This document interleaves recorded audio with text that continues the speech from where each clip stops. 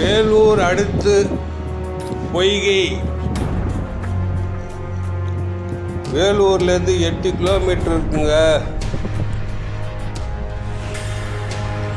பொய்கைக்கு போயிட்டாக்கா அங்கேருந்து ஆற்றுக்கு போகிற வழி சொல்லுவாங்க. போய் பாருங்க, அழகாக இருக்கும். சின்னதாக ஒரு ஸ்டெப் டேம் இருக்குது. தண்ணி நல்லா வீது, பார்க்கறதுக்கு அழகாக இருக்கும். பார்த்துட்டு குளிச்சுட்டு வாங்க, நல்லா இதமாக இருக்கும். ஆற்று தண்ணியில் குளிச்சாவே உடம்பு இன்னும் அழகாக கலராக இருக்கும். உப்பு தண்ணியில் குளித்தா தான் உடம்பு கற்றுக்குறோம். ஆற்று தண்ணியில் குளிச்சு பாருங்கள், உடம்பு நல்லா பிரைட்டாக இருக்கும், பிரகாசமாக இருக்கும்.